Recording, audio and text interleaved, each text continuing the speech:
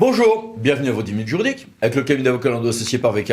On va parler du fonds vert dans quelques secondes, mais tout de suite, les brèves, avec un jugement intéressant du théâtre Versailles sur la légalité de la révocation d'un secrétaire général d'un syndicat au regard de la liberté d'expression syndicale, et une décision amusante sur les sanctions à l'endroit des ministres du culte en Alsace-Moselle.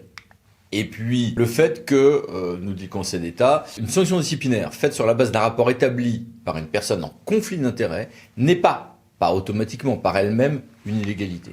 Et puis un décret de nouveau sur la réforme de la haute fonction publique de l'État. Et une CA de Nantes sur les conditions de reprise de personnel d'un CFA employé par une CCI. En matière d'élections, une loi qui toilette le régime des élections sénatoriales et une décision, c'est la fameuse affaire Meyer Habib, qui nous dit que non, quand on a un vote électronique, on peut pas inviter les gens à voter par voie électronique et en réalité à distance et en réalité en profiter pour récupérer leur mot de passe et leurs identifiants pour voter à leur place. En matière de droit des contrats, la CA de Paris nous dit que les achats de vaccins pour comme vous voulez, Covid-19 ne relèvent pas du droit français et relèvent bien des juridictions belges. Dit comme ça va pas forcément de soi. Quand on rentre dans le détail, c'est plus convaincant, mais ça pique un peu. Et Conseil d'État, 7 février 2023, le Conseil d'État opère une clarification sur les reports ou non de délai en matière de responsabilité civile extra-contractuelle devant le juge administratif. Et puis, décision importante du Conseil d'État du 27 janvier 2023 sur les recours contre les actes d'approbation d'un contrat. Vous savez, depuis le recours Tarn-et-Garonne 2014, on attaque directement le contrat et on ne va pas pouvoir attaquer les actes unilatéraux relatifs à ce contrat. Ah oui, sauf quelques cas, et notamment les actes d'approbation du contrat. C'est ceci qui est précisé. Et puis, tout le monde a célébré cette semaine, légitimement, me semble-t-il, la loi du 2 février 2023 visant à limiter l'engrillagement des espaces naturels, avec pour les grilles futures ou les rénovations sur des grilles antérieures, un espace de 30 cm du sol et pas plus qu'un mètre 20.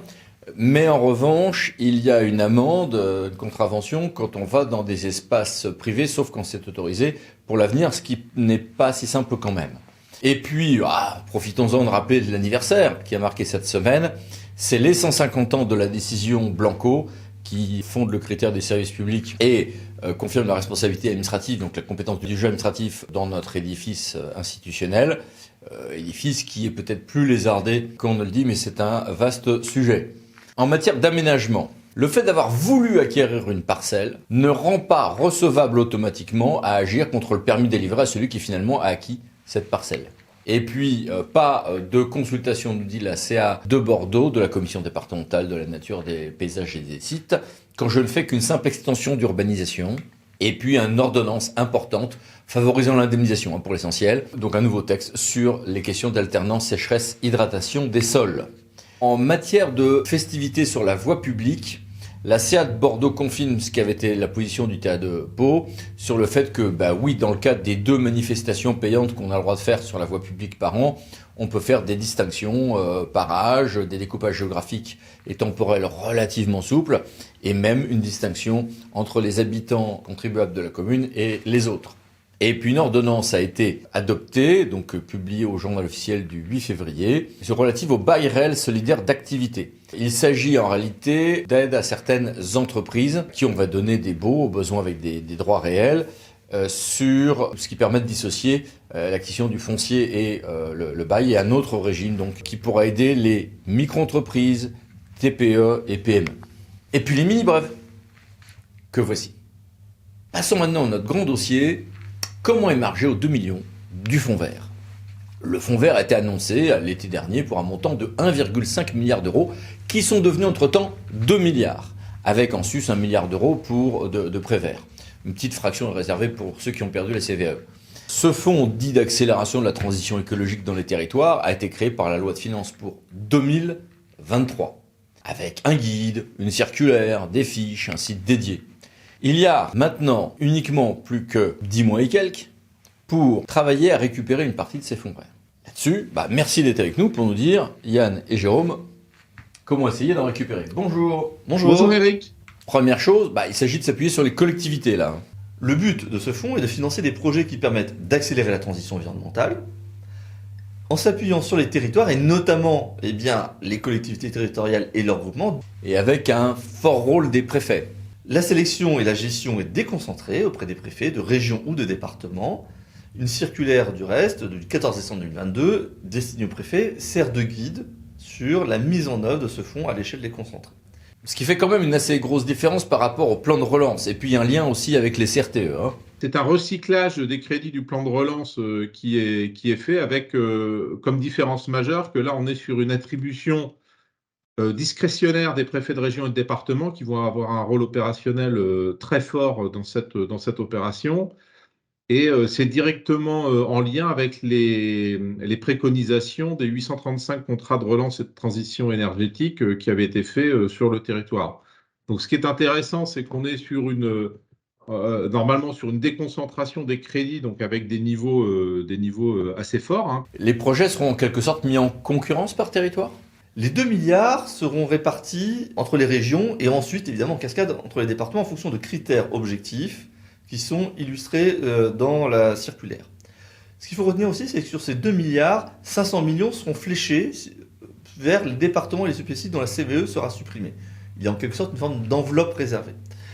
Il y a une petite enveloppe également de 35 millions qui est réservée au niveau central. On ne va pas rentrer dans les détails. La répartition sera ensuite opérée par les préfets de région en fonction des enjeux au niveau des différents départements. Et les préfets ensuite, en fonction des sommes qu'ils ont à disposition, vont répartir en fonction des actions et des critères prioritaires posés sur le département. Mais comment s'approprier ces dossiers ? Il y a sans doute 2 catégories de collectivités. Il y a celles qui ont déjà des dossiers tout pré-ficelés et puis d'autres qui en sont encore à devoir faire des études avant de pouvoir entamer des travaux. Donc, ce qui va forcément poser un problème de calage par rapport au calendrier qui est quand même assez urgent.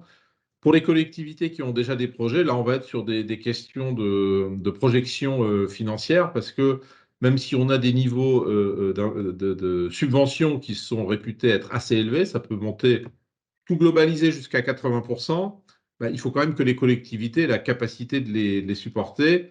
Et on sait que l'épargne brute des collectivités, en ce moment, elle est un petit peu sous surveillance. Donc tout ça, il va falloir se mettre en ordre de marche pour pouvoir saisir la balle au bon. Et tout ceci doit se concrétiser, s'arc-bouter autour de 3 objectifs pour 14 thèmes, c'est cela ? Les projets présentés doivent nécessairement suivre l'un de ces 3 objectifs, ou les 3.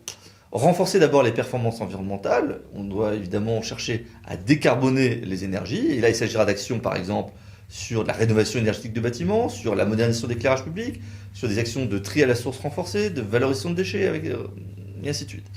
Également, autre objectif potentiel, l'adaptation au changement climatique. Et là, il s'agit de prévenir notamment les risques naturels et notamment, sont concernées les actions en matière d'inondation, PAPI, GEMAPI, trait de côte, le risque cyclonique aussi, et toute action en faveur de la renaturation. Et puis, 3e volet, les actions qui vont plutôt être orientées vers le cadre de vie, l'amélioration du cadre de vie et préserver l'environnement naturel. Et là, il s'agira de toutes les actions orientées vers les mobilités douces, les ZFE, les recyclages de friches aussi, ou le covoiturage. Alors, je ne peux pas présenter n'importe quel type d'action. En réalité, les orientations listent 14 mesures proposées. Et je devrais nécessairement déposer un dossier dans l'une de ces 14 catégories.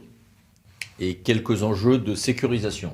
Pour être recevable, mon dossier, ou en tout cas avoir des chances d'être accueilli favorablement, il doit évidemment s'appuyer sur les critères de répartition qui ont été mis en avant au niveau du département. Mais surtout, l'opération devra justifier qu'elle a un effet levier réel, en s'appuyant sur les objectifs précités. Donc évidemment, il y a tout un enjeu de motivation de mon dossier, mais aussi d'expertise technique, permettant de démontrer la viabilité de mon dossier. Et surtout, ses effets, un peu à l'image d'une étude d'impact. Si mon projet, en bout de course, va être trop différent par rapport à ce qui a été présenté, il y a un risque sur les subventions que je pensais acquises. Donc il y a un enjeu, là aussi, de sécurisation de mon dossier au stade du dépôt. Il y a un autre enjeu, évidemment, c'est de s'assurer que je suis dans un cadre juridique. Les textes, à l'évidence, mettent en avant le fait que mon projet doit respecter les règles environnementales. Ça va de soi, sinon il ne sera tout simplement pas réalisable. Mais il y a aussi d'autres questions à se poser. Par exemple, suis-je la bonne autorité compétente ? Au regard des principes de spécialité et des compétences des acteurs, évidemment, je devrais justifier que j'ai les compétences pour porter un tel projet. Ou alors, notamment si le projet va au-delà de mon périmètre, est-ce que je dois créer une structure? Est-ce que je crois créer des outils de coopération entre structures pour justifier que je le porte à une bonne échelle? Donc c'est un volet qu'il ne faut pas négliger non plus. Et il faut avoir, dans un coin de son esprit, la recherche également des financements du côté de la Banque des Territoires, c'est cela? Le projet, au-delà des fonds qui sont présentés, du fait que je peux avoir d'autres subventions, pourra notamment faire l'objet d'un accompagnement par la Banque des Territoires qui présente une offre complémentaire à hauteur de 207 millions.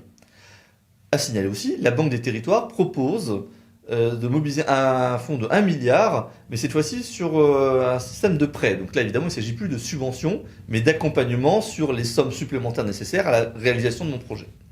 D'où, Jérôme, un besoin d'ingénierie extérieure. Évidemment, parce que là, on est vraiment sur des choses très techniques, hein. On parle du trait de côte, on parle des biodéchets, du recyclage des friches. Enfin, c'est sans doute des éléments sur lesquels les collectivités vont devoir s'appuyer sur de l'ingénierie. À voir d'ailleurs aussi quel niveau de collectivité l'État souhaite privilégier, parce qu'il y a des critères qui sont fixés, mais tout ça n'est pas très clair. Donc la circulaire sur les fonds verts vise explicitement des agences publiques, hein, comme le CEREMA, l'ADEME, l'Office français des biodiversités. En revanche, évidemment, il va y avoir besoin d'une ingénierie plus opérationnelle de toute façon pour monter les projets. Je pense à une ingénierie juridique, par exemple, sur la question des montages, ou évidemment financière pour les raisons que j'évoquais tout à l'heure. Donc là aussi, en pensant que les collectivités ne doivent pas perdre trop de temps, compte tenu des délais de ce plan qui est assez rapide. Alors finissons paradoxalement par le commencement. Quelle est la première chose à faire en termes de méthode? Nos recommandations, évidemment, sont d'auditer mon projet, le confronter à sa réalité technique, économique, financière, bien travailler, évidemment, le montage juridique avec les partenaires, les structures mises en place et tous les types de conventions que je peux envisager pour pouvoir le rendre viable. Merci à bientôt. Merci à tous les deux. Merci Eric, à bientôt. Et merci à vous. À bientôt pour une nouvelle vidéo, les 10 minutes juridiques, parlons d'associés pour VK. Pensez à vous abonner. Merci, au revoir.